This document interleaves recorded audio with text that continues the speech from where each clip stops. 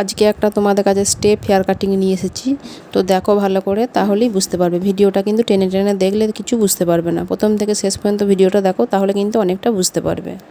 চুলের সেকশনগুলো আমি কিভাবে বার করছি, চুলটা ভাগগুলো কিভাবে করছি, সেগুলো তোমরা ফলো করো, তাহলে অনেকটা বুঝতে পারবে।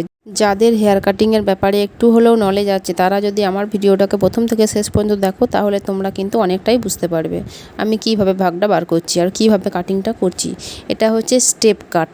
স্টেপ হেয়ার কাটিংটা মিডিয়াম চুলে দেখতে খুবই ভালো লাগে। না খুব মোটা চুল, না খুবই পাতলা চুল, মিডিয়াম চুল যাদের আছে তাদের জন্য স্টেপ হেয়ার কাটিংটা খুব সুন্দর দেখতে লাগে।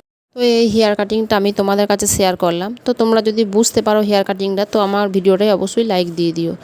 আর যদি ভিডিওটা দেখে তোমরা কিছু বুঝতে না পারো, তো আমাকে অবশ্যই কমেন্ট বক্সে জানিও। আমি নেক্সট বার চেষ্টা করব ভিডিওটাকে বা হেয়ার কাটিংটাকে আরও ভালো করে তোমাদের ঘরে দেখানোর। আমি কিন্তু হেয়ারটাকে পুরো ভাগ করে নিয়ে পুরো একটা সেকশন বার করে নিয়েছি। এবার সেই একটা ভাগকে আমি কিভাবে কাটিং করছি তোমরা সেটুকু শুধু ফলো করবে। তো বন্ধুরা, আমার চ্যানেলের নাম হচ্ছে মেকআপ আর্টিস্ট বুলটি। তো আমার চ্যানেলকে তোমরা অবশ্যই সাবস্ক্রাইব করে রাখবে। তো নেক্সট বার তোমরা তাহলে নতুন নতুন আরও ভিডিও পাবে। তো সব শেষে আমার এই স্টেপ কাটিংটা দেখতে কেমন হলো, কাটিং করার পর দেখতে কেমন লাগছে, তোমরা যেন অবশ্যই আমাকে জানিও।